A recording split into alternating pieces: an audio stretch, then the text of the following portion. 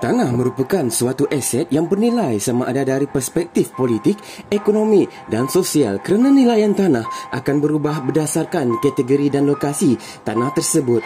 Pemilikan atau pemegangan tanah merupakan suatu perkara yang sensitif dalam mengekalkan kelangsungan sesuatu bangsa atau kaum di sebuah negara atau wilayah. Sistem pentadbiran dan perundangan tanah di Malaysia adalah bertitik tolak daripada Kerajaan Melayu Lama dan Pemerintahan Kesultanan Melayu Melaka, dan kini telah melalui perubahan ketara sejak tanah Melayu dijajah sehinggalah Malaysia diisytiharkan merdeka. Raja merupakan ketua bagi sesebuah negeri dan berada di kedudukan teratas dalam sistem feudal kerana wujudnya golongan pemerintah yang terdiri daripada raja dan pembesar serta kerajaan dan golongan yang diperintah iaitu rakyat dan hamba. Kesultanan Melayu Melaka merupakan sebuah kerajaan Melayu yang terkenal dan termasyhur di Asia Tenggara.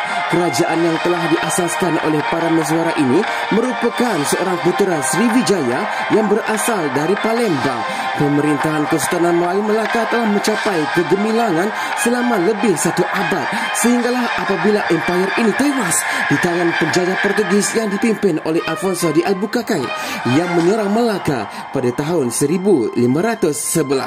Hukum kanun Melaka juga membahagikan tanah kepada dua bahagian, iaitu tanah hidup dan tanah mati. Tanah hidup bererti tanah yang diduduki, diusahakan ataupun tanah yang tidak diduduki tetapi ada tanda-tanda menunjukkan tanah ini masih digunakan lagi.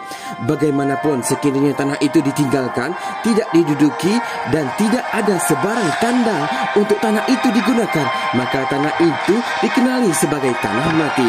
Undang-undang adat tanah tidak menerangkan berhubung sesuatu hak milik tetap ke atas sebidang tanah kerana pada ketika itu ianya bergantung kepada sesiapa yang meneroka, menebas, membersih dan mengerjakan tanah itu dengan syarat tanah itu belum diduduki oleh sesiapa lagi.